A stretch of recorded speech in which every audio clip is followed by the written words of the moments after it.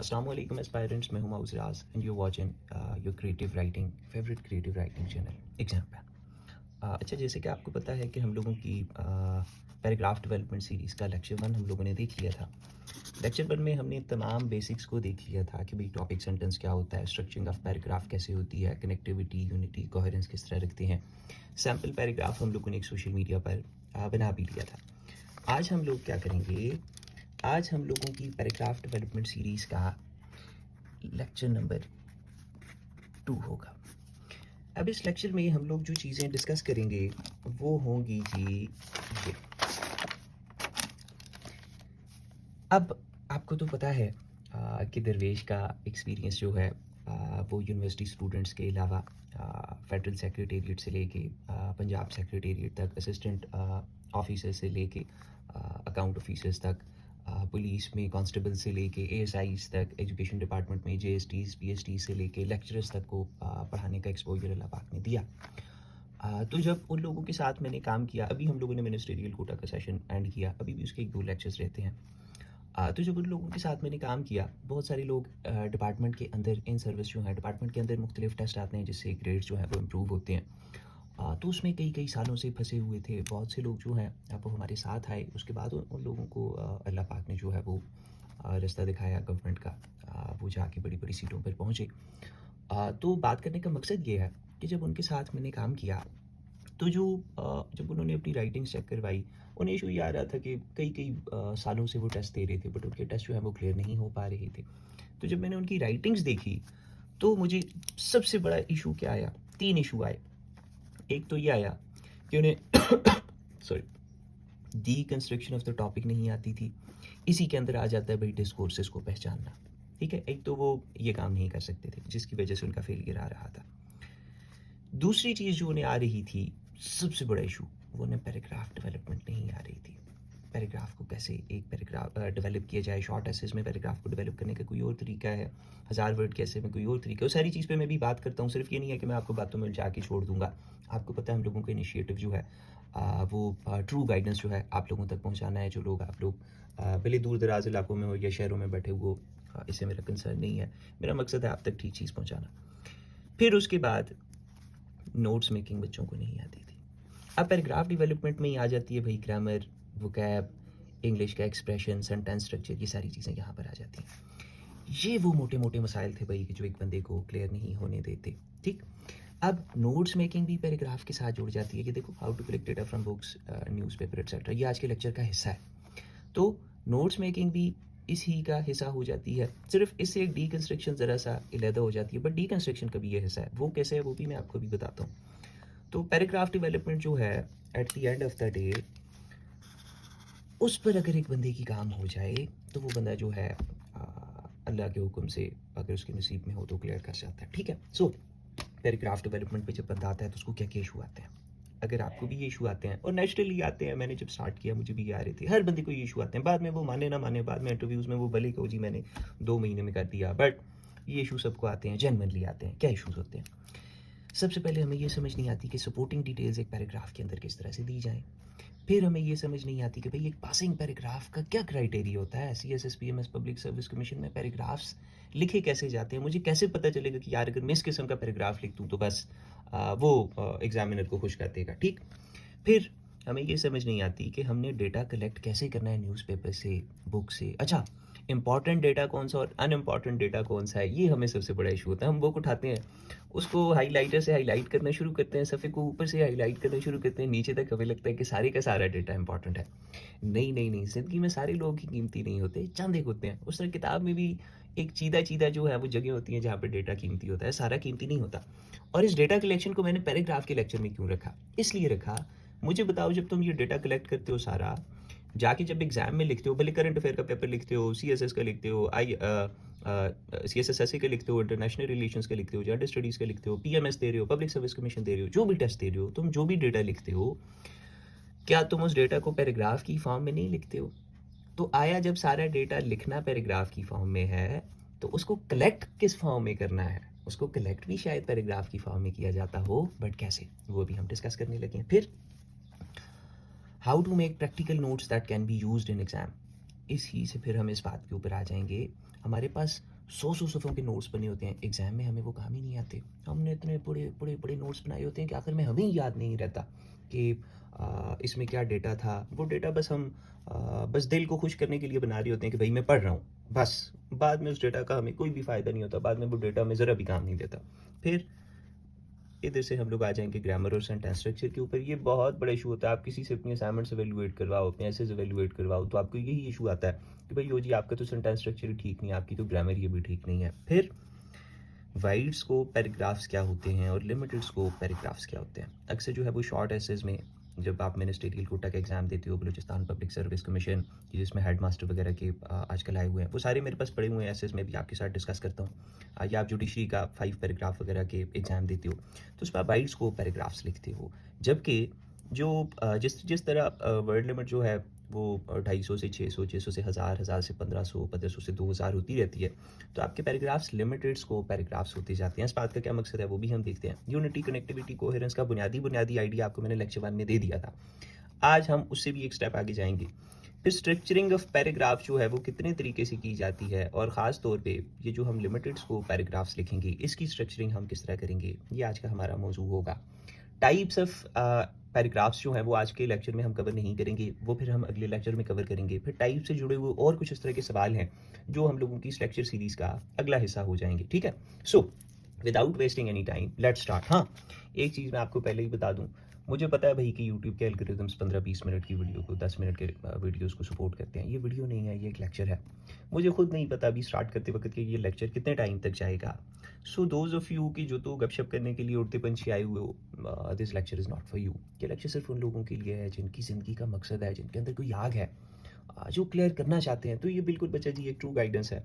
और at the end of the lecture मैं चाहूँगा कि आप लोग अपने रिव्यूज़ रिकॉर्ड करवाओ कमेंट सेक्शन में, ताकि मुझे पता चले कि कहाँ कहाँ से बैठ के आप मुझे सुन रहे हो। और आया आपको ये बातें जो हैं वो आपकी लाइफ में हेल्पफुल साबित हो रही हैं या नहीं। बाकी आपके रिव्यूज़ देखता रहता हूँ, बहुत खुशी होती है मुझे। अच्छा, अब देखो, अब हम लोग सबसे पहले आ जाओ ना कि हम लोगों ने ये एक पैराग्राफ था हम लोगों के पास, इसको भी हम लोग अपने पास रखते हैं, वन बाय वन इसको कवर करेंगे। अब याद रखो, अब ये हमारे आज के प्रॉम्प्ट्स हैं मेरे पास। ये है एक शॉर्ट एसेस है, एक ये एसेस है। फिर मैं आपको बताता हूँ, जादूगर के पास प्रॉम्प्ट्स होते हैं ना, उनसे वो जादू करता है। इसमें हमने देखो बुनियाद देख ली थी। अब एक चीज़ याद रखो कि ये जो पैराग्राफ है ये है भाई wide scope paragraph. Wide scope paragraph, wide scope paragraph का क्या मतलब है? देखो, many ways social media is helpful for us in many ways. हमने इसका स्कोप जो है वो वाइड कर दिया। अब इस मैनी वेज में ना हम बहुत सारी एग्जांपल्स ऐड कर सकते हैं, जिस तरह हमने किया कि भाई ये कनेक्ट करता है पीपल को, बिजनेसेस को प्रमोट करता है, एजुकेशन एंड लर्निंग को प्रमोट करता है। अब देखो मेरे पास यहाँ पर ना ये शॉर्ट एसेस पड़े हुए हैं, ये मेरे पास शॉर्ट एसेस पड़े हुए हैं मिसाल के तौर पर। अब इसमें ना मेरे पास मिनिस्ट्रियल कोटा के ये एसेस आ गए, ये इंग्लिश आ गया, artificial intelligence, the role of youth in Pakistan, judiciary cases आ गए, बीपीएससी केसेस आ गए। अब इनमें से हम जुडिशरी केसेस मिसाल के तौर पे हमने उठाएंगे, ठीक। इसको हम साइड पे कर देते हैं। जुडिशरी में भी ना हम लोग, ठीक है, ब्रेनस्टॉर्मिंग के हम लोग एक ऐसे उठा लेते हैं, इसको भी साइड पे कर देते हैं। अब देखो, ये जिस तरह ये लिखा हुआ है ना, शॉर्ट एसेस के तकरीबन पैराग्राफ्स जो हैं, और शॉर्ट एसेस में भी, हाँ एक चीज़ मैं आपको बता दूँ, उसको फिर कंफ्यूज नहीं करना। शॉर्ट एसेस में जो डिस्क्रिप्टिव और एक्सपोजिटरी एसेस हैं स्पेशली, उनके पैराग्राफ्स तो होते ही वाइड स्कोप पैराग्राफ्स हैं, ठीक। वाइड स्कोप क्यों होते हैं मैं भी आपको लॉजिक भी बताता हूँ। देखो यहाँ पे हमने क्या कहा, one of the primary reasons for brain drain is Pakistan is the lack of job opportunities and career advancement prospects. Many young professionals feel that their skills and qualifications are not being utilized effectively, leading them to seek opportunities abroad. Additionally, Pakistan's unstable political environment, poor law and order situation, and limited resources for research and development also contribute to the brain drain. अब देखो, short assess में ना आपके पास इतनी जगह नहीं होती, ख़ास तौर पे मैंने कहा एक्सपोजिटरी और डिस्क्रिप्टिव एसेस में, कि आप इसमें फैक्ट्स, फिगर्स और ये चीज़ें डालते रहो। इसमें तो आपके पास लिमिटेड सा स्कोप होता है। इसमें आपने वाइड स्कोप पैराग्राफ्स लिखने होते हैं, और उसके अंदर ना आपने स्टफिंग करनी होती है आर्ग्यूमेंट्स की। देखो, lack of job opportunities, career advancement, lack of career advancement prospects, skill and qualifications are not being utilised, unstable political environment, poor law and order situation, limited resources. अब सीएसएस वगैरह का अगर इम्तिहान है पीएमएस का, public service commission का, तो ये जो आपने एक एक बात लिखी हुई है, इस हर एक बात पे आपको जाके पूरा पूरा ऐसे लिखना पड़ता है, ठीक है। तो वहाँ पर अगर हर एक बात पे एक पूरा पूरा ऐसे नहीं, सॉरी, पैराग्राफ लिखना पड़ता है, तो वहाँ पे स्कोप बिल्कुल मुख्तलिफ हो जाता है। जबकि यहाँ पे इन सारी चीज़ों को आपने एक ही जगह बंद कर देना होता है। आपने एक वाइड स्कोप किस्म की टॉपिक स्टेटमेंट देनी होती है, उसके नीचे आपने इसी तरह पॉइंट्स को फिट कर देना होता है, ठीक है। ये वाइड स्कोप हमने एक ये दी, उसके नीचे देखो हमने बिजनेस कनेक्ट पीपल वाला पैराग्राफ बात फिट की, फिर बिजनेसेस वाली बात फिट की, फिर एजुकेशन एंड लर्निंग वाली बात हम लोगों ने फिट कर ली, ठीक। अब इस ही बात को अगर हमने मिसाल के तौर पे सीएसएस लेवल के पैराग्राफ, हमारे पास क्वेश्चन था ना, वो किधर गया, हमारे पास था ना, कि भाई एक तो पहली चीज़ थी कि how to put supporting details in a paragraph, और दूसरी चीज़ इसी से निकल के आती है कि how to write passing paragraphs for CSS PMS and public service commission. अब इसी पैराग्राफ को अगर आपने CSS PMS public service commission के लेवल का करना है, तो आपको क्या करना पड़ेगा, ठीक। अब आ जाती है यहाँ पे मेन बात, और फिर इसी में आ जाएगा कि भाई सपोर्टिंग डिटेल्स आपने कैसे देनी होती है। अब याद रखो कि सीएसएस पीएमएस के लेवल पर ना, अब ये देखो ये पैराग्राफ है, ठीक। पैराग्राफ में हमने उस दिन देख लिया कि एक टॉपिक स्टेटमेंट होगी, उसके नीचे खमीर होगा, उसके नीचे कंक्लूडिंग स्टेटमेंट होगी, ठीक है, ये कंक्लूडिंग सेंटेंस होगा। अब सीएसएस लेवल पर जब आप सपोर्टिंग डिटेल्स दोगे ना, देखो जब आपने शॉर्ट एसेस के लिए सपोर्टिंग डिटेल्स दी ना, तो आपने सिर्फ बातें की कि भाई ये भी, ये भी, ये भी, ये भी, ये भी, ठीक, कि भाई ये लोगों को कनेक्ट करता है, बिजनेसेस को प्रमोट करता है, एजुकेशन एंड लर्निंग लाता है, ये, ठीक। अब जब सीएसएस पीएमएस का लेवल आ गया, तो अब आपकी बात कोई ऐसे नहीं मानेगा कि आपने सिर्फ इसी तरह बात कर दीजिए कि ये बात ऐसे ही ऐसे ही ऐसे ही ऐसे, नहीं नहीं नहीं नहीं, आपको ये अथॉरिटी तो नहीं हो। अब जो आपने सपोर्टिंग डिटेल्स देनी है, उनको आपने बैक करना है, अदालत सबूत मांगती है, तो अब आपने कोटेशंस के साथ, नेशनल इंटरनेशनल रिपोर्ट्स के साथ, किताबों के कोई रेफरेंसेस, कोई लॉजिक, आपने इन तमाम चीज़ों के साथ अब अपनी बात को बैक करना है, ठीक है। मिसाल के तौर पे हम इस ही पैराग्राफ को लेके बैक करने की कोशिश करते हैं, फिर हम लोग गेयर बदल लेंगे फिर, ठीक। अब मिसाल के तौर पे देखो, अगर यही पैराग्राफ होता, इस ही को हमने अगर सीएसएस पीएमएस के लेवल पे कन्वर्ट करना है, ठीक है। अब ये शॉर्ट ऐसे का पैराग्राफ था, ठीक। एक तो इससे आपको बुनियादी पैराग्राफ लिखना समझ आ गया। दूसरा ये समझ लो कि शॉर्ट एसेस में भी जो 250 वर्ड्स हैं उसमें इस तरह का पैराग्राफ लिखा जाता है। फिर जो मिनिस्टीरियल कोटा के एसेस हैं उनमें पैराग्राफ की नोयत ज़रा सा बदल जाती है, 1000 वर्ड्स के लिए ज़रा और बदल जाती है, 1500 वर्ड्स के लिए और सीएसएस के लिए तकरीबन उनमें भी चेंज होती है, बट इतनी नहीं होती। तो इसी को हम CSS PMS public service commission के लिए अब कन्वर्ट करते हैं। देखो, मिसाल के तौर पे ये हम लोगों के पास पैराग्राफ है, social media is helpful for us in many ways. अब देखो, सबसे पहले तो हम लोगों ने अपनी टॉपिक स्टेटमेंट लिख दी कि भाई social media is helpful for us, is helpful for us in many ways, ठीक।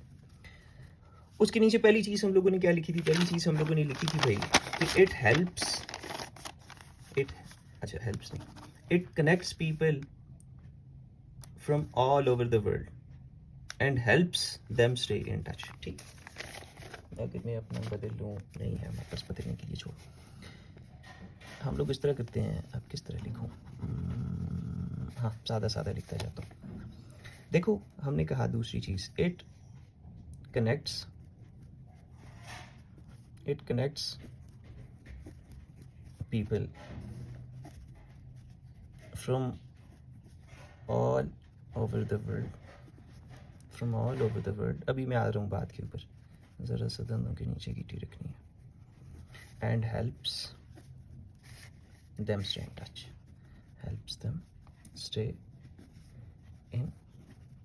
टच।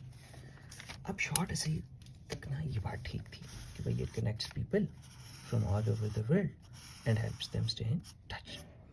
अब जब सीएसएस पीएमएस लेवल का पैराग्राफ आ गया, तो अब उसमें किस तरह आपने सपोर्टिंग डिटेल डालनी है, उसको पासिंग पैराग्राफ आपने किस तरह से बनाना है, अब आपने इसके अंदर स्टफिंग करनी है। अब आपने अपनी इस बात को प्रूव करना है, मिसाल के तौर पर कैसे, इसके ऊपर अब मुझे एक फैक्ट आता है कि भाई एक रिपोर्ट है जी, 4.8 बिलियन लोग यूज़ करते हैं, स्टेटिस्टिका की एक रिपोर्ट है कि भाई 4.8 बिलियन लोग जो हैं अब वो सोशल मीडिया यूज़ करते हैं।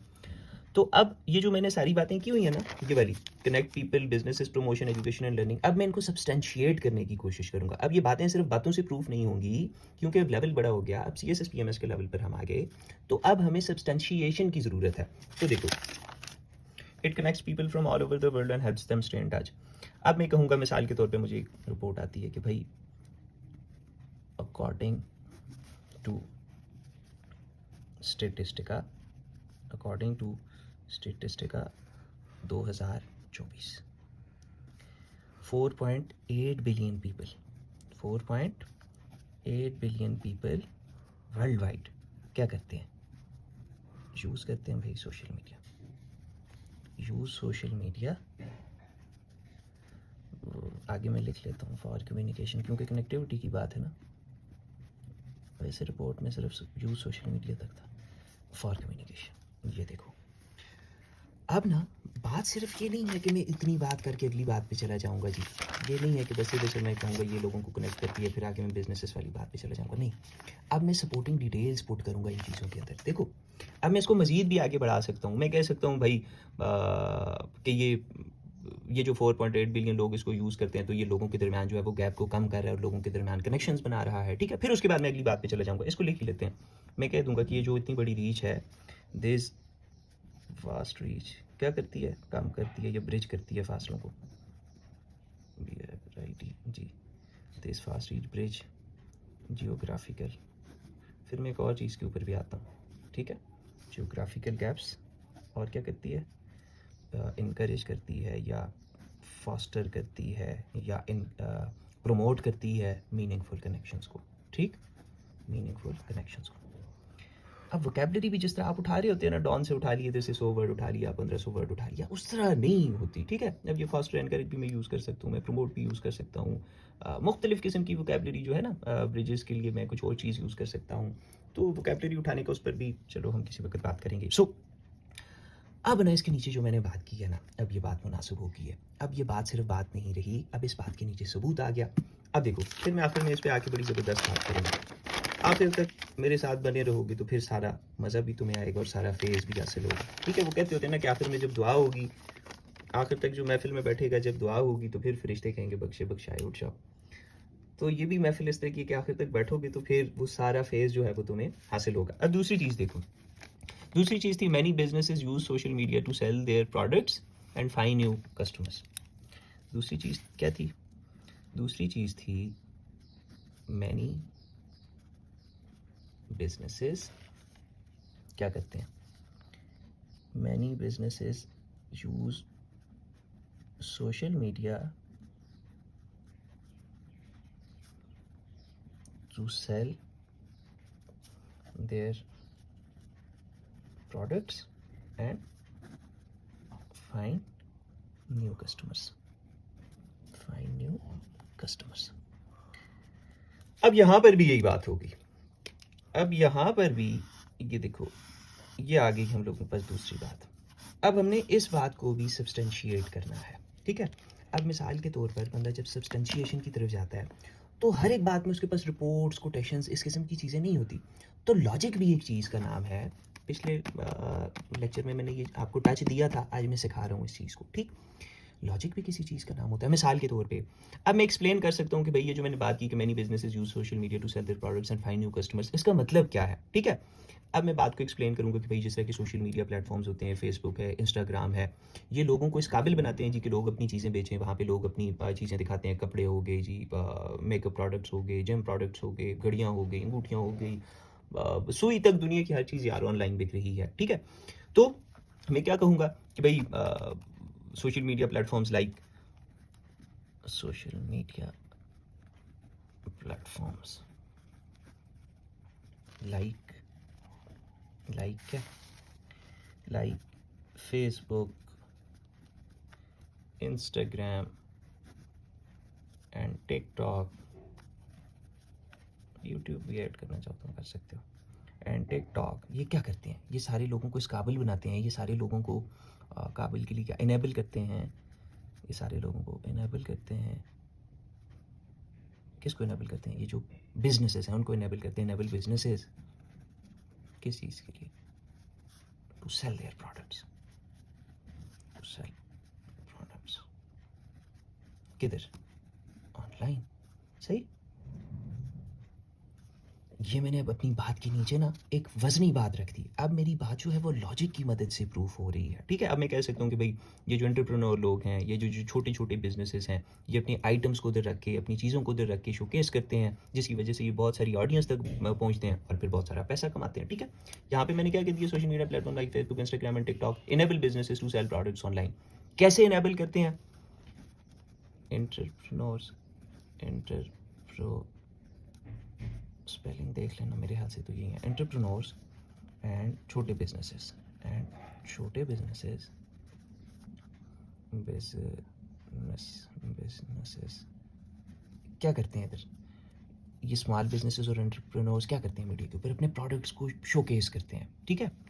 शोकेस देयर, अब ऊपर मैंने प्रोडक्ट्स यूज़ किया हुआ है तो यहाँ पे मैं आइटम्स यूज़ कर रहा हूँ इसीलिए, ठीक है। शोकेस देयर, इसको ज़रा सा नीचे कर लेते हैं। शोकेस देयर आइटम्स, ठीक है। उससे क्या होता है, ये रीच करते हैं, reaching a vast customer base. अब ये सेंटेंस स्ट्रक्चर है, सेंटेंस लिखने के बहुत सारे तरीके होते हैं, उस पर मैं आ रहा हूँ। Reaching a vast customer base, और फिर क्या करते हैं, फिर अर्न करते हैं, and earn living, earn a living, ठीक। ये हम लोगों ने अपनी इस बात में भी खमीर डाल दिया, अब हमारी इस बात में भी वजन आ गया। अब आ जाओ अपनी आखिरी बात की तरफ, फिर हम आगे जा रहे हैं, बहुत ज़्यादा चीज़ें आएंगी इस लेक्चर में। फिर हमारे पास है जी कौन सी बात, हमने बिजनेसेस की भी कर दी, कनेक्टिविटी की भी कर दी, एजुकेशन एंड लर्निंग के ऊपर आ जाओ। सिमिलरली, इसको इधर कर दो नुक्ते को। सिमिलरली हमने कहा, सिमिलरली इट ऑल्सो हेल्प्स, अब ऑल्सो मैंने आपको बताया था कि कनेक्टिविटी कोहेरेंस के लिए है, it also helps students learn through videos. अभी देखो आप एक वीडियो लेक्चर के ज़रिए ही समझ रहे हो, वीडियोस, पेजेस। पेजेस से याद आया कि भाई हम लोग exampen.co जल्दी ही लॉन्च करने वाले हैं अपनी साइट, जहाँ पर आपको CSS के बवन सब्जेक्ट्स के नोट्स जो हैं वो फ्री मिलेंगे, सब एग्ज़ाम्स के पास पेपर्स आपको फ्री मिलेंगे, लेक्चर्स मुख्तलिफ रिकॉर्डेड फ्री मिलेंगे, बहुत सारे आपके मसले ना, ये जो लोगों की आप मिन्नतें करते हो, बस ये काम ख़त्म होने वाला है, ठीक है। और इतना टाइम नहीं है, इंशाल्लाह विदिन अ मंथ ये काम होने लगा है इंशाल्लाह। थ्रू वीडियोस पेजेस, मैं जो भी ट्यूशन्स ले रहा हूँ या जो भी हम लोग पेड सेशंस कंडक्ट कर रहे हैं, वो एक किस्म की ना फंड रेजिंग हम लोग कर रहे हैं, ठीक है। उसी को यूज़ करके हम लोगों ने डोमेन्स ली, साइट ली, होस्टिंग्स ली, मुख्तलिफ टीम्स जो हमने हायर की हुई हैं जो काम कर रहे हैं हम लोगों की साइट्स पर, आप लोगों के लिए चीज़ें कलेक्ट कर रहे हैं, मेरे साथ एडिटिंग में मुख्तलिफ चीज़ों में मदद कर रहे हैं। तो ये सारी फंड रेजिंग है जो आप ही लोगों को इंशाल्लाह at the end of the day लुटाई जा रही है और आप लोगों के लिए एक आसानी पैदा की जा रही है। अच्छा, helps students learn through videos, pages, online classes, pages and online classes, and online classes, and online classes. अब इसको भी हाईलाइट कर देते हैं जी हम। अब इस बात को भी सब्सटेंशिएट करना है भाई हमें कि कैसे, ठीक है। अब देखो इस बात को भी हम, मुझे अब कोई इस पे वो याद नहीं आ रहा इस तरह का कोई रिपोर्ट वगैरह तो नहीं है, इसको भी हम लॉजिक की मदद से कर देते हैं कि भाई कैसे। देखो सोशल मीडिया ना आपको एक्सेस प्रोवाइड करता है, किस तरह आपको हेल्प करता है। अब देखो यूट्यूब ने आपको एक्सेस प्रोवाइड किया exampen तक, गूगल आपको exampen.co तक एक्सेस प्रोवाइड करेगा, ठीक है। मुख्तलिफ एजुकेशनल रिसोर्सेज तक सोशल मीडिया आपको एक्सेस प्रोवाइड करता है। सबसे पहले तो ये लिख लेते हैं, फिर हम अगली बात सोचेंगे। सोशल मीडिया दरअसल क्या करता है, सोशल मीडिया दरअसल आपको प्रोवाइड करता है क्या चीज़, किसको प्रोवाइड करता है, पहले ये तो लिख लें, प्रोवाइड स्टूडेंट्स, ठीक है। क्या चीज़ प्रोवाइड करता है, access of numerous educational resources ही होगा ना, एजुकेशनल रिसोर्सेज तक आपको एक्सेस प्रोवाइड करता है सबसे पहले। फिर क्या करता है, दूसरी खूबी इसकी ये है ना, मिसाल के तौर पे आप मेरा लेक्चर अभी यूट्यूब के ऊपर देख सकते हो, आपको कोई चीज़ समझ नहीं आती, आप 10 दफ़ा देख सकते हो, आप उसको पीछे कर सकते हो, आप उसको आगे कर सकते हो, आपको सुबह 8 बजे देखना है आप देख सकते हो, शाम को आप फारिग होते हो आप देख सकते हो, आप ना अपनी पेस के मुताबिक सीख सकते हो, बार बार उसको देख सकते हो, उसको क्या कहते हैं रिविज़िट कर सकते हो। कोई चीज़ मुश्किल लग रही है, अपनी पेस के साथ, फ्लेक्सिबिलिटी के साथ उसके ऊपर नोट्स ले सकते हो। ये मेरे ख़्याल से सोशल मीडिया आपको चीज़ें प्रोवाइड करता है। तो इधर क्या होता है, स्टूडेंट क्या कर सकते हैं, they can learn at their own pace, at their own pace. ठीक है, फिर आगे कोई सेंटेंस स्ट्रक्चर रिविज़िट कर सकते हैं बच्चे, रिविज़िटिंग कॉम्प्लेक्स टॉपिक्स। बार बार देखोगे तो आपको समझ आ जाएगी। रिविजिटिंग कॉम्प्लेक्स टॉपिक्स अपनी ज़रूरत के मुताबिक एज नीडेड, और फिर नोट्स बना लें उनके, एंड मेक नोट्स। अब देखो, अब हम लोगों ने एक्चुअली क्या किया, हम लोगों ने अपना जो सादा पैराग्राफ था, जो हम लोग शॉर्ट ऐसे में तो यूज़ कर सकते थे डिस्क्रिप्टिव में, एक्सपोजिटरी में, वो भी जुडिशरी वगैरह के लिए बिल्कुल जो 5 पैराग्राफ शॉर्ट ऐसे होते हैं। जब आप मिनिस्ट्रियल कोटा की तरफ ज़रा सा लॉन्ग करोगे पैराग्राफ को तो स्ट्रक्चर बदल जाएगा। तो बुनियादी तौर पे, अच्छा उस बात की तरफ भी बात में आते हैं। अब हमने क्या किया, अब हमने एक शॉर्ट ऐसे के पैराग्राफ को, अपने सादे से पैराग्राफ को, अब हम लोगों ने CSS लेवल के पैराग्राफ में कन्वर्ट कर दिया। CSS लेवल के पैराग्राफ में कन्वर्ट करने के लिए हमने कोई जंग नहीं की। हमने क्या किया, हमने जो पहले सिर्फ सादी सादी बातें थी, हमने उन तमाम बातों को क्या कर दिया, हमने उन तमाम बातों को, अदालत सबूत मांगती है तो यहाँ पे हमने अदालत को सबूत दे दिए। सबूत हम कोटेशंस की फॉर्म में दे सकते हैं, सबूत हम नेशनल रिपोर्ट्स की फॉर्म में दे सकते हैं, इंटरनेशनल रिपोर्ट्स की फॉर्म में दे सकते हैं, किताबों के रेफरेंसेस की फॉर्म में दे सकते हैं, लॉजिक की फॉर्म में दे सकते हैं। तो कोई भी सबूत हो, मगर आपने अपनी बात को सिर्फ एवं ही हवा में नहीं कर देनी, उसको सब्सटेंशिएट करना है। ये बस CSS PMS लेवल का पैराग्राफ है। अच्छा, इसमें एक और चीज़ भी है, पहले हम अपने पैराग्राफ को बंद करते हैं। देयरफॉर, फिर मैं 2-4 चीज़ों की तरफ आता हूँ। देयरफॉर, वोकैबुलरी तैयार करने के ऊपर भी मैं ज़रा सा बात करूँगा। देयरफॉर सोशल मीडिया, वक्त यार इतना नहीं मिलता, वरना देखो मैं तुम लोगों के लिए यहाँ पे क्या क्या करूँ, बहुत कम वक्त मिलता है मुझे। Beneficial for us in our daily lifes. ये अब हमने क्या किया, ये अब हमने बर्गर को बंद कर दिया। कंक्लूडिंग सेंटेंस, टॉपिक सेंटेंस, ये देखो पैराग्राफ की शक्ल नज़र आ रही है, ये असल में पैराग्राफ होता है। ठीक, अब ना इसमें मैं तुम्हें एक और मज़े की चीज़ बताऊं। अब हम इस चीज़ की तरफ ज़रा से जाते हैं, ग्रामर, सेंटेंस स्ट्रक्चर वगैरह क्या होता है। जब मैंने लेक्चर अपलोड किया तो बच्चों ने कहा कि सर आपको सारा नज़र आ रहा है, मैं देख लूँ, हाँ सारा नज़र आ रहा है, ओके। बच्चों ने कहा कि सर आपने तो फर्स्ट पर्सन प्रोनाउन जो है वो यूज़ कर लिया। यहाँ पे भी देखो हमने beneficial for us in daily life, first person pronoun हम लोगों ने यूज़ कर लिए। और इसके अलावा ग्रामर की जो गलतियाँ, बुनियादी गलतियाँ ना, जो अचानक हमसे हो जाती हैं, हमें समझ नहीं आती। अभी इसमें मैंने बहुत सारी गलतियाँ की हैं, मैं उन गलतियों के ऊपर बात करूँगा तो इंशाल्लाह आपकी बड़ी ज़बरदस्त किस्म की अंडरस्टैंडिंग जो है वो बन जाएगी। अब देखना, फिर मैं उन गलतियों के ऊपर बात भी करता हूँ, और अक्सर हमसे वही गलतियाँ होती हैं। Social media is helpful for us in many ways. It connects people from all over the world and helps them stay in touch. Okay. According to Statistica 2024, 4.8 billion people worldwide use social media for communication. This vast reach bridges geographical gaps, foster meaningful connection, and foster meaningful connections. Human errors हैं, लिखते लिखते बंदा हमें ही भूल जाता है कुछ चीज़ें. Many businesses use social media to sell their products and find new customers. Social media platforms like Facebook, Instagram, and TikTok enable businesses to sell products online. ठीक है, to sell their products भी कर सकते हो, अच्छा हो जाएगा, but to sell products online ये भी गलत नहीं है. Entrepreneurs and small businesses showcase their items, reaching a vast customer base and earn a living. अब यहाँ पे मैंने कहा ना reaching a vast customer base, तो यहाँ पे मुझे कहना चाहिए earning a living.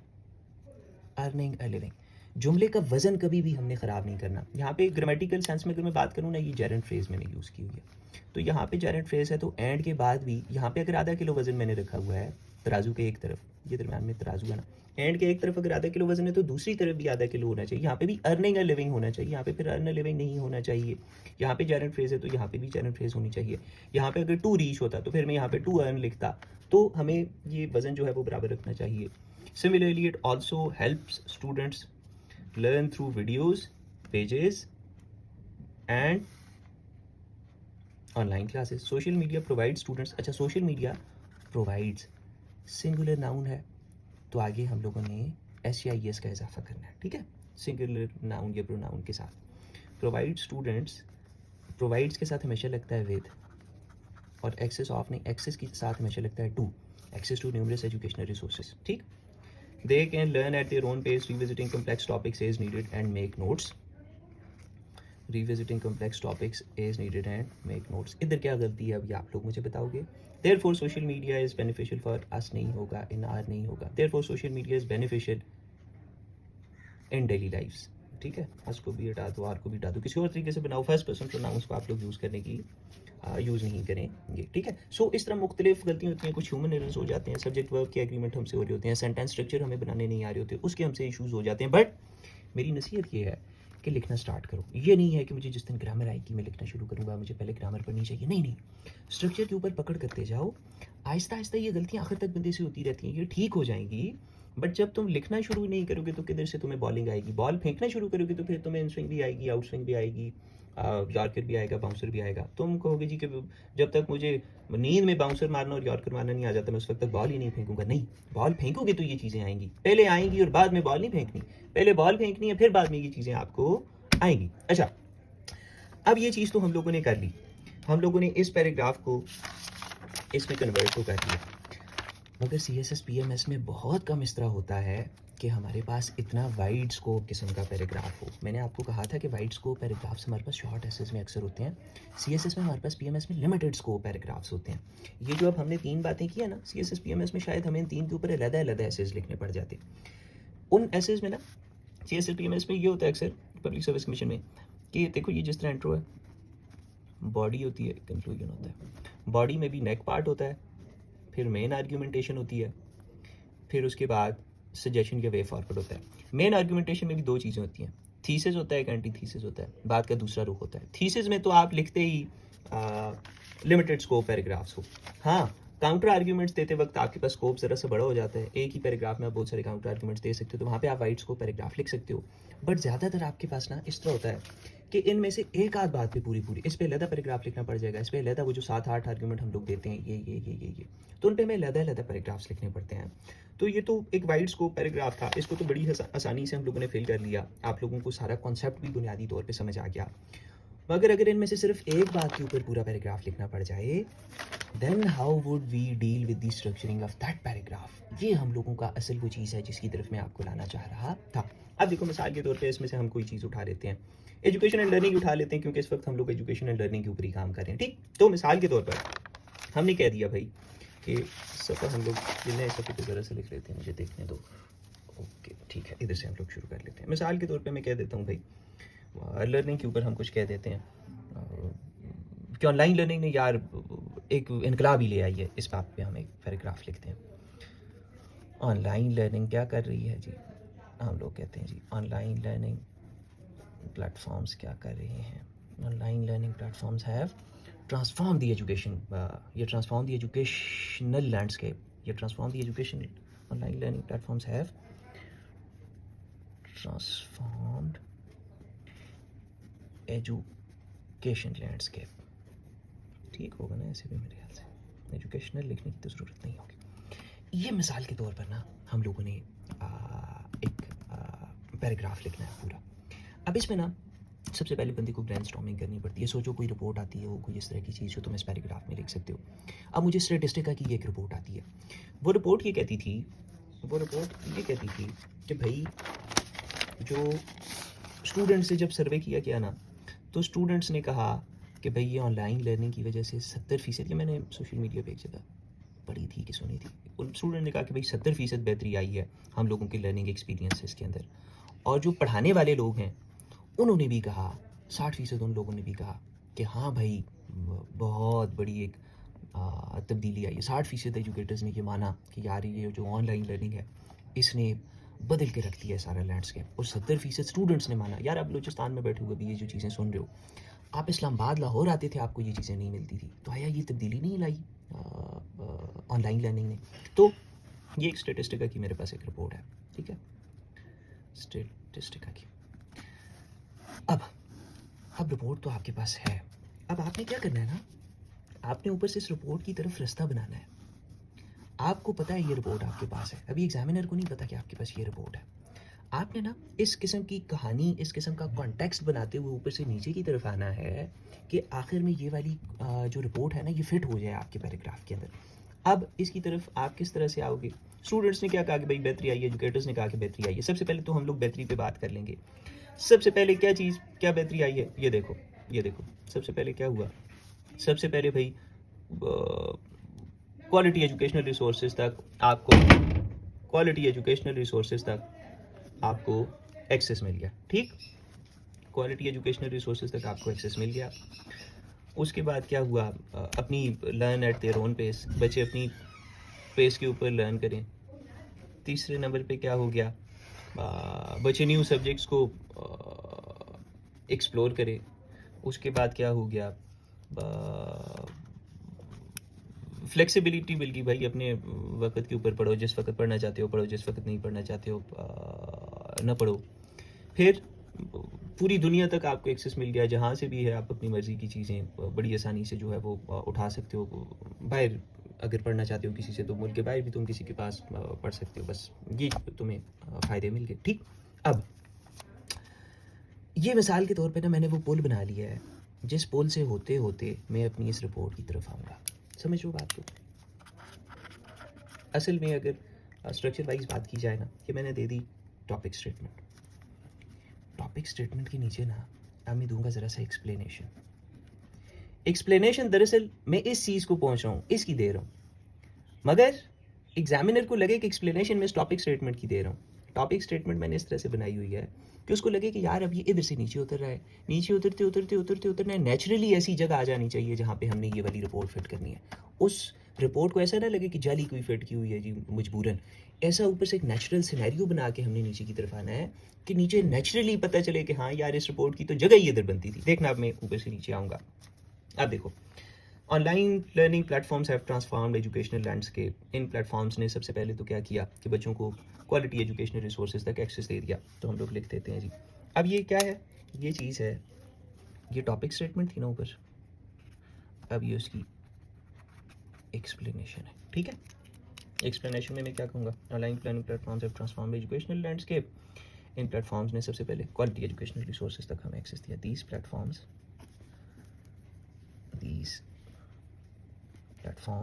प्रोवाइड, अब मैं तो प्रोवाइड्स क्यों नहीं लिखूंगा, अब यहाँ पे ना प्लूरल हो गया है हम लोगों का, जो नाउन है या प्रोनाउन है। दीज प्लेटफॉर्म्स, अब प्रोवाइड ही होगा, प्रोवाइड्स नहीं होगा। Provide access to quality educational resources. सादी इंग्लिश, सादे सादे सेंटेंसेस। असल में वो स्ट्रक्चर होता है जो खूबसूरत लगता है, असल में इंग्लिश एक्सप्रेशन है जो खूबसूरत है। बड़ी बड़ी वोकेबलरियाँ खूबसूरती नहीं लाती हैं। These platforms provide access to quality educational resources. दूसरी चीज़ क्या है कि बच्चे अपनी पेस के ऊपर सीखें। तो दीज प्लेटफॉर्म, हाँ इसको हम इस तरह भी कर सकते हैं। दरअसल ये स्ट्रक्चर मुझे बड़ा अच्छा लगता है, इनेबलिंग, ये जेरेंट फ्रेज वाला, इसमें एकदम बंदा वो कॉज का इम्पैक्ट लिख लेता है। इनेबलिंग क्या, इनेबलिंग स्टूडेंट्स किस चीज़ के लिए इनेबल करता है स्टूडेंट्स को, enabling students to learn at their own pace, enabling students to learn at their own pace। ठीक, new subjects and explore new subjects कर लेते हैं हम लोग, and explore new subjects. Okay, अब इसके बाद हमने क्या करना है जी कि आपको फ्लेक्सिबिलिटी ऑफर करते हैं, ये कन्वीनियंस ऑफर करते हैं ये। तो मैं कहूँगा कि एडिशनली, या मैं कहूँगा बट, हाँ ये वाला भी बड़े ज़बरदस्त फ्रेज़ है, but further adds to the importance, what further adds to the importance of online learning platforms. Online learning platforms is their ability, कौन सी ability, ये क्या ऑफर करते हैं? टू ऑफर फ्लेक्सिबिलिटी एंड क्या था, ये क्या लिखा था हमने यार, and convenience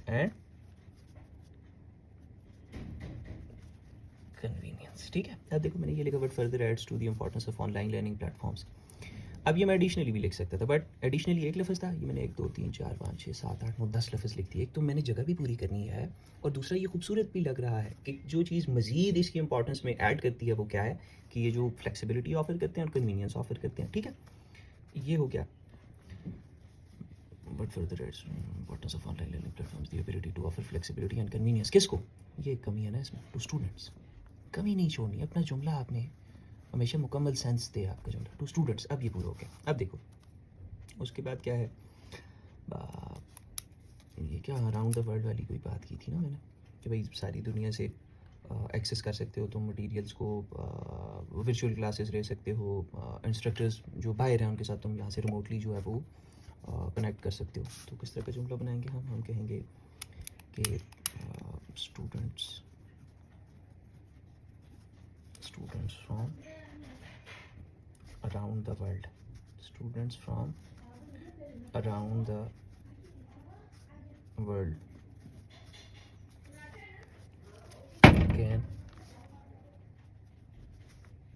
access course materials। और क्या चीज़, students from around the world can access course materials और वर्चुअल क्लासेस ले सकते हैं, attend virtual classes and interact कर सकते हैं जी किसके साथ, and interact with instructors, remotely वाली बात होगी ना, and interact with instructors remotely। अब हम लोग यार उस स्टेज के ऊपर पहुंच गए, अब हम लोग उस पॉइंट के ऊपर आ गए जहाँ पे मुझे लगता है कि अब हम अपनी इस रिपोर्ट को फिक्स कर सकते हैं। अब हम लोगों की रिपोर्ट ना इस सारी पिछली बात को ना वो बस मोहर लगा देगी, उसको अटेस्ट कर देगी कि यार ये जो बातें हुई हुई हैं ये सारी बातें बिल्कुल ठीक हैं। मिसाल के तौर पे अब हम लोग कहेंगे कि भाई ये वाली बात ना स्टूडेंट्स वाली हम करेंगे, हम कहेंगे कि भाई अकॉर्डिंग टू, ये स्टेटिस्टिका की नहीं है यार, लिख लेता हूँ मैं इधर, बल्कि नहीं मुझे अब सही याद नहीं है ना, सही याद ना उसका भी मैं आपको एक तरीका बता देता हूँ। देखो आप कह सकते हो according to recent statistics, according to recent statistics, क्या कहा रीसेंट स्टेटिस्टिक्स ने कि भाई 70% से ज़्यादा स्टूडेंट्स ने क्या कहा कि उनकी लर्निंग जो है, लर्निंग आउटकम में बड़ी इम्प्रूवमेंट आई है ऑनलाइन एजुकेशन के थ्रू, ठीक है। According to recent statistics over 70% students ने क्या कहा, ओवर 70% ऑफ स्टूडेंट्स ने क्या कहा, over 70% of students report improved learning, improve learning outcomes through, over 70% of students report improve learning outcomes through online education या through online learning, through online education, ठीक। फिर उसके बाद ऑनलाइन एजुकेशन कॉमा कर दो, और 60% एजुकेटर्स ने क्या कहा, एंड 60% ऑफ एजुकेटर्स ने क्या कहा, 60% ऑफ एजुकेटर्स सेड, बल्कि हम कह देंगे जी कि उनका सेड नहीं कहेंगे ना, स्टूडेंट ने रिपोर्ट किया, एजुकेटर्स बिलीव करते हैं। रिपोर्ट्स में भी अगर तुम्हें सिर्फ इतनी बात पता हो, तुम्हें ये पता हो कि रिपोर्ट को किस तरह से अल्फाज दिए जाते हैं, तो बहुत सारी रिपोर्टें तुम्हें याद करने की ज़रूरत ही नहीं पड़ती, बस ये मोटी मोटी बात तुम्हें याद हो और बहुत सारी जगहों पे ये याद ना भी हो तो बनाई भी जा सकती है, बट चलो उस बात को छोड़। Through online education and 60% educators believe कि भाई क्या 60% एजुकेटर्स बिलीव करते हैं कि ये जो ऑनलाइन लर्निंग है इसने क्या किया अभी आप लोगों की, चलो एनहांसेस स्टूडेंट्स, आपकी इंगेजमेंट को बढ़ाया इसने कि नहीं बढ़ाया? तो इसने स्टूडेंट्स की इंगेजमेंट को बढ़ा दिया है, ठीक है। अच्छा, अब देखो ये हम लोगों के पास आ गई रिपोर्ट, ये देखो।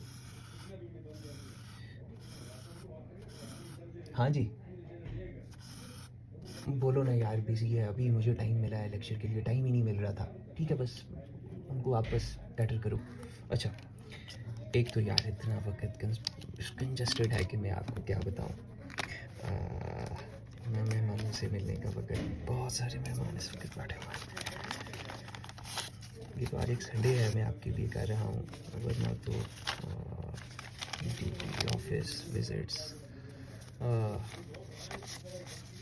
अच्छा, अब ये भी हमने दे दिया। हाँ, एक चीज़ की कमी रह गई है। वो कमी क्या है? वो कमी ये है भाई कि हम लोग कर देंगे एक टॉपिक स्टेटमेंट हम लोगों ने दे दिया। टॉपिक स्टेटमेंट हम लोगों ने दे दिया। उसके बाद हम लोग क्या करेंगे कि कंक्लूडिंग सेंटेंस दे देंगे। देयरफॉर ये भी अगर आपको पता हो ना जी कि कंक्लूड करते वक्त किस किस्म के कनेक्टर्स यूज़ होंगे, कनेक्ट करते वक्त किस किस्म के कनेक्टर्स यूज़ होंगे, प्रॉपर वोकेबलरी आपको उठाने का तरीका अगर पता चल जाए, जुमलों को ये देखो जिस तरह हमने इससे लंबा किया, इस तरह की फ्रेजेस आपको पता चल जाएँ तो आपको बड़ा मज़ा आएगा, ठीक है। अच्छा यार, मैं आगे करता हूँ, एक मिनट में ज़रा सा मिला हूँ। अच्छा भाई, ये अब हम लोग फिर आ गए और अब हम लोग कंटिन्यू करेंगे। ले फिर आ गए हम, जब तक तोड़ेंगे नहीं तब तक छोड़ेंगे नहीं। अच्छा, अब हम लोग देख रहे थे, सारा ट्रेन ऑफ थॉट लूज़ कर गया हूँ ना मैं। हम लोग क्या कर रहे थे, हमने देखा अच्छा, अब हम लोग क्या लिख रहे थे, हम लोग कंक्लूडिंग सेंटेंस लिख रहे थे। ये तो देखो आपको समझ आ गया ना कि किस तरीके कार से हम लोगों ने एक ब्रिज बनाया और ब्रिज बना के हम लोग किस तरह अपने आर्ग्यूमेंट तक पहुँचे, जो हमने फैक्ट डालना था या रिपोर्ट डालनी थी या कोटेशन डालनी थी, इस तरीके कार से बंदा ला के डालता है। ये बड़ा अच्छा तरीका है। बाकी मुख्तलिफ स्टाइल्स हैं पैराग्राफ लिखने के, जब आप किताबें पढ़ोगे मुख्तलिफ राइटर्स मुख्तलिफ तरीक़ों से पैराग्राफ्स लिखते हैं, ठीक है। ये बड़ा एक अच्छा सादा सा तरीका है जो मैंने आपको बता दिया। अब कंक्लूडिंग सेंटेंस क्या करेगा, सारी चीज़ को कंक्लूड कर दो। इसमें हम कहें कि जी सबसे पहले तो हम यही कहेंगे कि भाई ऑनलाइन लर्निंग ने रेवोल्यूशनाइज़ कर दिया एजुकेशन को। फिर हम क्या कहेंगे जी कि एक्सेस टू क्वालिटी रिसोर्सेज दिया और स्टूडेंट्स को एम्पावर कर दिया, बस यही चीज़ है ना। ऊपर हमने यही सारी बात की। हम कहेंगे कि भाई ऑनलाइन लर्निंग ने क्या किया, ऑनलाइन लर्निंग प्लेटफॉर्म्स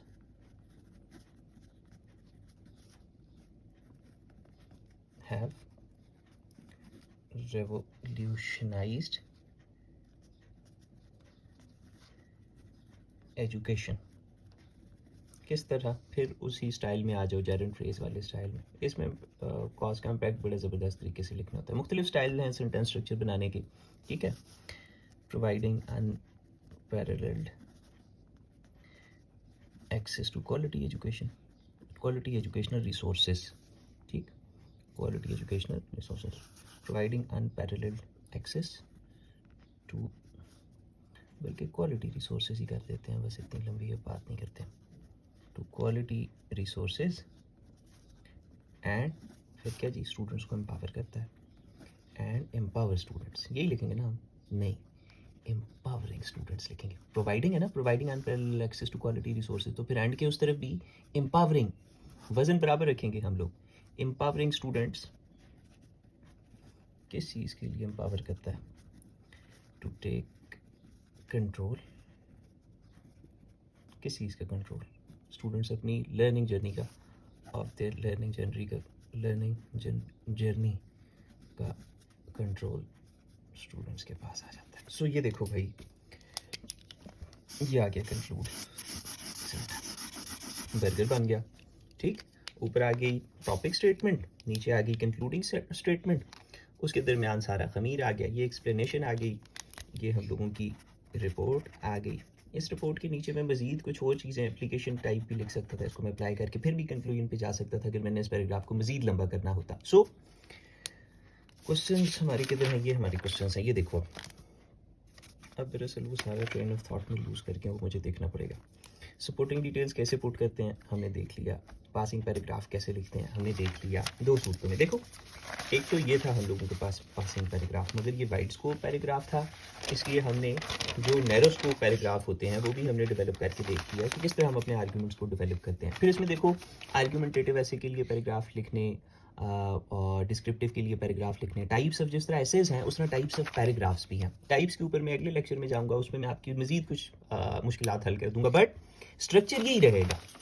आप भले आर्ग्यूमेंटेटिव ऐसे का पैरा लिख रहे हो या डिस्क्रिप्टिव का पैरा लिख रहे हो या सीएसएस में पैरा लिख रहे हो, जो भी लिख रहे हो, स्ट्रक्चर में टॉपिक स्टेटमेंट, कंक्लूडिंग स्टेटमेंट, दरम्यान में खमीर जो है वो शॉर्ट एसेज में और तरह से डाला जाता है, उससे लॉन्ग एसेज में और तरह से, सीएसएस पीएमएस के एसेज में और तरह से।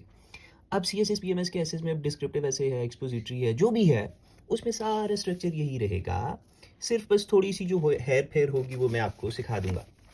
तो आपने देख लिया कि भाई पासिंग पैराग्राफ्स किस तरह लिखते हैं, ये नहीं देखा, ग्रामर के ऊपर भी छोटी मोटी हमने बात कर ली, ये भी हम समझ गए कि वाइड स्कोप पैराग्राफ्स क्या होते हैं, लिमिटेड स्कोप। अब ये लिमिटेड स्कोप पैराग्राफ था, इसमें हमारा स्कोप बड़ा लिमिटेड था, सिर्फ ऑनलाइन लर्निंग की अफादियत के ऊपर हमने बात करनी थी। वाइड स्कोप पैराग्राफ क्या होता है, तो उसमें हम बहुत सारी बातें कर सकते हैं, उसमें हमारे पास खेलने के लिए बहुत बड़ी फील्ड होती है।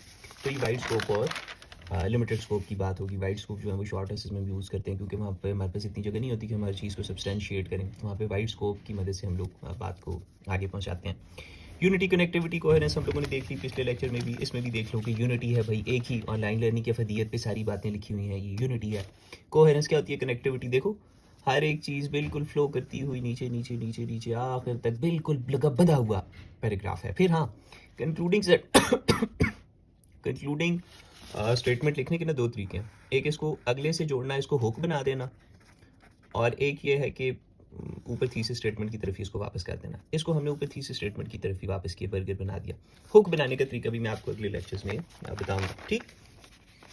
अब जो मेन चीज़ है हमने समझनी है, स्ट्रक्चरिंग ऑफ पैराग्राफ हमने देख ली, वाइड स्कोप पैराग्राफ्स के लिए भी, लिमिटेड स्कोप पैराग्राफ्स के लिए भी आपने इस तरह से स्ट्रक्चरिंग करनी है। अब जो मेन मसला आ गया कि भाई डेटा को कलेक्ट कैसे करें और प्रैक्टिकल नोट्स किस तरीके कार से बनाएं। मिसाल के तौर पे देखो, अब ये कोई किताब है, ये मेरे पास एक किताब है, मिसाल के तौर पे ये हम लोग पढ़ रहे हैं जी, ठीक। पढ़ते मिसाल दे रहा हूँ, हाँ, हम इस जगह पर आ गए, ये हमें जी एक फैक्ट मिल गया, या हमें एक रिपोर्ट मिल गई, या कोई इस तरह की बात मिल गई जिस तरह की बात मैंने ये लिखी हुई है, ये जो मैंने रिपोर्ट लिखी हुई है, इस तरह की हमें यहाँ पे बात मिल गई, ठीक। अब होना तो ये चाहिए कि मैं सिर्फ इस रिपोर्ट को, इस फैक्ट को, इस कोटेशन को, इस लॉजिक को उठाऊं, बट हम क्या करते हैं, हम इधर से पकड़ते हैं, ये नीचे तक सारा सफ़ा हमें इंपॉर्टेंट लगता है, हम सारा उठाते हैं, अगले सफ़े पे जाते हैं, वो सफ़ा भी हमें इंपॉर्टेंट लगता है, हर ही चीज़ हमें इंपॉर्टेंट लगती है। नहीं, हमने सिर्फ जो है ना रिपोर्ट्स, फैक्ट्स, फिगर, सिर्फ इंपॉर्टेंट चीज़ें उठानी है मेरा बच्चा। फिर ये जो इसके पीछे एक्सप्लेनेशन है, ये जो एक्सप्लेनेशंस हैं, ये हमने खुद क्रिएटिव राइटिंग की मदद से बनानी है। ये जो नीचे कंक्लूडिंग सेंटेंसेस हैं, ये हमने टॉपिक टू टॉपिक चेंज करने हैं, अपनी क्रिएटिविटी हमने यहीं पर तो शो करनी है।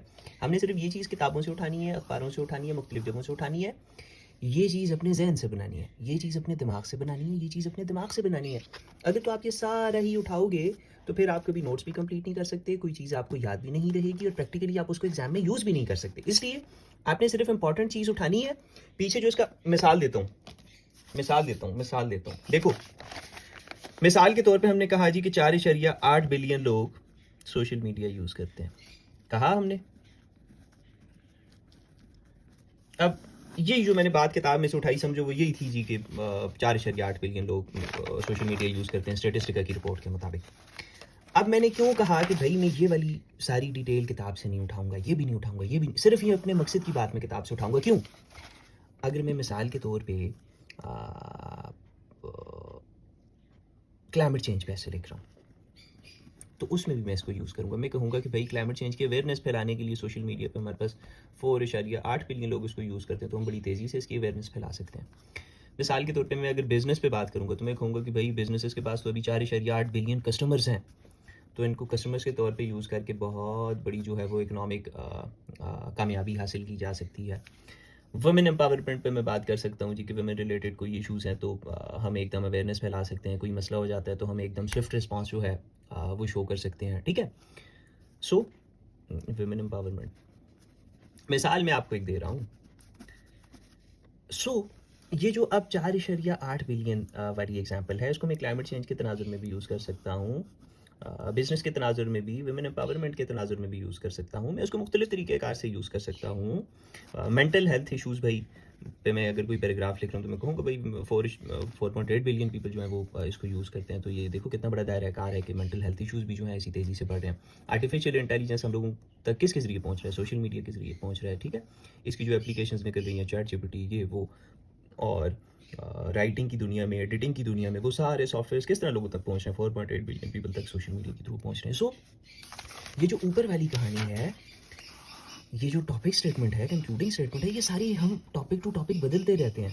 ये हम सारी टॉपिक टू टॉपिक बदलते रहते हैं। इसलिए हमें सिर्फ किताब से ये वाली चीज़ उठानी होती है, ये वाली चीज़ बनानी होती है। हम लोग जो अपने सेशंस अनाउंस करते हैं क्रिएटिव राइटिंग का, तो उसमें यही चीज़ हम लोगों का मकसद होती है कि आप तक पहुँचाई जाए। अक्सर आप लोग जब सेशंस में जाते हो, हम लोग जब सेशंस में जाते हैं, तो सीखने हम यही चीज़ जाते हैं असल में, बट हमें किस बत्ती के पीछे लगा दिया जाता है? इंपॉर्टेंट एसेस, इंपॉर्टेंट आंसर्स आपको दे दिए जाएंगे जी, इंपॉर्टेंट नोट्स आपको दे दिए जाएंगे। ओ भाई नोट्स, चैट जीपीटी मेरे पास है, यूट्यूब मेरे पास है, किताबें मेरे पास हैं, नोट्स की तो मुझे कमी ही नहीं है, मेरे पास तो स्किल की कमी है, मुझे तो ये स्किल चाहिए होती है। तो हम लोग बड़ी आसानी से उस बत्ती के पीछे लग जाते हैं। ये हम लोगों का एक बड़ा इशू है। सो अच्छा, तो ये चीज़ इसलिए आपने नहीं उठानी होती, ठीक है? आपने सिर्फ ये मेन चीज़ किताब से उठानी होती है। फिर एक सवाल ये आता है कि भाई किताब से तो मैंने उठा ली, इसको रखूँ कहाँ पर?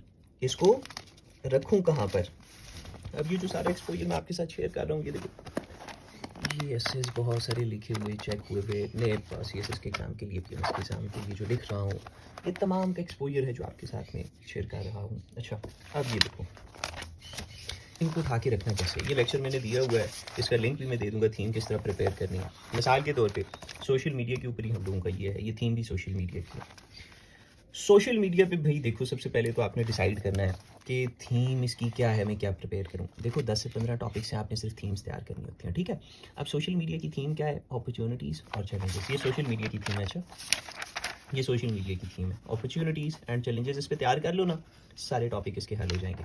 अब यही थीम तुम क्लाइमेट चेंज पे तैयार नहीं कर सकते, उसकी देखो ये अपॉर्चुनिटीज़ भी तुम्हारे पास नहीं है। इकोनॉमी पे आ जाओ, तुम्हें इकोनॉमी पे कुछ और किस्म की थीम तैयार करनी पड़ेगी, ठीक है? वुमेन एम्पावरमेंट पे आ जाओ, उस पर तुम किसी और किस्म की थीम तैयार करोगे। सो सबसे पहले तो तुम्हें डिसाइड करना है कि टॉपिक के गिर्द क्या डिस्कशन हो रही है, उसकी थीम क्या है, फिर तुम उसकी थीम तैयार करोगे। इसकी थीम मिसाल के तौर पे अपॉर्चुनिटीज़ और चैलेंजेस, मुझे पता चल गया कि अगर मैं ये तैयार कर लूँ तो ये सोशल मीडिया का टॉपिक हल हो जाएगा। इस पे जितनी भी बहस हो रही है वो यही हो रही है कि भाई ये क्या फ़वाइद लाएगा, क्या नुकसान लाएगा, क्या इसके सॉल्यूशंस हैं, ये फ़वाइद ला रहा है कि नुकसान ला रहा है, ठीक? सो फिर जब तुमने थीम देख ली ना, फिर तुम्हें ये बड़ी मदद करेगी। ये चीज़ तो मैंने तुम्हें सारी समझाई हुई है ना कि सिंपल टॉपिक्स होते हैं। सिंपल टॉपिक्स वो होते हैं जिनमें एकदम तुम्हें स्ट्रक्चर पता चल जाता है। जिस तरह की ये देखो, the digital age and social media, benefits and risk, growth and pitfalls, pros and cons. इसमें एकदम तुम्हें स्ट्रक्चर पता चल गया कि भाई इंट्रो लिखूंगा, नेक लिखूंगा, प्रोज लिखूंगा, कॉन्स लिखूंगा, सजेशन लिखूंगा, कंक्लूजन लिखूंगा, ठीक है? इसमें एकदम तुम्हें पता चल गया, बेनिफिट्स लिखूंगा, रिस्क लिखूंगा, सजेशन लिखूंगा, कंक्लूजन लिखूंगा, ठीक? पावर एंड पैरल, इधर पावर्स लिखूंगा, इधर पैरल्स लिखूंगा, नीचे सोल्यूशन, एकदम सारा स्ट्रक्चर समझ आ जाए। वो सिंपल टॉपिक्स होते हैं। फिर होते हैं कम्प्लेक्स टॉपिक्स। कम्प्लेक्स में भी एक होते हैं सिंपल कम्प्लेक्स। सिंपल कम्प्लेक्स वो होते हैं जो देखने में तो कम्प्लेक्स नजर आते हैं, the evolution of social media and digital era, मगर असल में ये वही दो चीज़ें मांग रहा है। अब एवोल्यूशन किस तरह हो रहा है? पॉजिटिवली भी हो रहा है, नेगेटिवली भी हो रहा है। तो वही दो चीज़ें, social media and changing dynamics of human interaction. Human interaction किस तरह से चेंज हो रही है सोशल मीडिया के साथ, दो ही तरह से, पॉजिटिवली भी नेगेटिवली भी। वही बात है, the social media phenomena, global shift, ये शिफ्ट किस तरह से आ रही है? दो तरह से, पॉजिटिवली भी, नेगेटिवली भी। सो ये लगते तो कम्प्लेक्स हैं, देख के तो नहीं पता चलता, मगर जिस तरह बंदा ऊपर से ज़रा सा रेत हटाता है तो नीचे से वही अपॉर्चुनिटीज़ और चैलेंजेस निकल आते हैं। तो ये हम लोगों के पास दूसरी तरह के टॉपिक्स होते हैं। फिर असल में कम्प्लेक्स टॉपिक्स होते हैं जो असल में कम्प्लेक्स होते हैं, ठीक? अब उसमें भी आप गौर करो, शुड सोशल मीडिया प्लेटफॉर्म भी held legally responsible for misinformation spread, is social media positive force for social change? तो इसमें भी आपसे पूछा क्या जा रहा है? या तो आपसे अपॉर्चुनिटीज़ वाला साइड पूछा जा रहा है, या तो आपसे चैलेंजेस वाला। इनमें तो आपसे दोनों पूछे जा रहे थे, इधर या एक या दूसरा। तो पता ये चला कि अगर अपॉर्चुनिटीज़ और चैलेंजेस बंदे को तैयार हों तो ये 100 किस्म के टॉपिक्स बंदा डील कर सकता है। बट सिर्फ बंदे के पास एक स्किल हो, मोल्डिंग, उसे टॉपिक को कपड़े पहनाने आते हो। आर्ग्यूमेंट यही होगा। अब ये अपॉर्चुनिटीज़ है ना, ये मैंने तैयार कर ली, चैलेंजेस है मैंने तैयार कर लिए। अब हर ऐसे के लिए ना मैंने नई चीज़ें, पावर एंड पेरिल्स हैं तो पावर के लिए पावर में यही अपॉर्चुनिटीज़ मैंने लिखनी है, प्रोज एंड कॉन्स में यही प्रोज मैंने लिखने हैं। मगर जिस तरह से एग्जामिनर मुझे टॉपिक फ्रेज करके देगा उसी तरह मुझे कपड़े पहनाने नीचे अपने आर्ग्यूमेंट को। बार बार मैंने डेटा नहीं बदलना, आर्ग्यूमेंट नहीं बदले, मगर सिर्फ आर्ग्यूमेंट के कपड़े बदलते रहने हैं मैंने according to the topic being asked. ठीक, अब ये चीज़ मैंने कर ली। उसके बाद मैं आपको समझा ये रहा था कि ये डेटा जो किताबों से उठाना है उसको फिट किधर करना है। अब ये है ना, इस पे ज़ाहिर है तुम पैराग्राफ ही लिखोगे ना, ऐसे में ये है, इस पे पैराग्राफ ही लिखोगे ना, इस पे भी पैराग्राफ लिखोगे, हर चीज़ पे पैराग्राफ ही लिखना है। Paragraphs are the building blocks of an essay, तो लिखने तो पैराग्राफ्स ही हैं। तो पहले से ही अपने पास तैयार करने लग जाओ paragraphs. Global connectivity and instant communication, इधर इंपॉर्टेंट चीज़ें अपने पास इकट्ठी करने लग जाओ।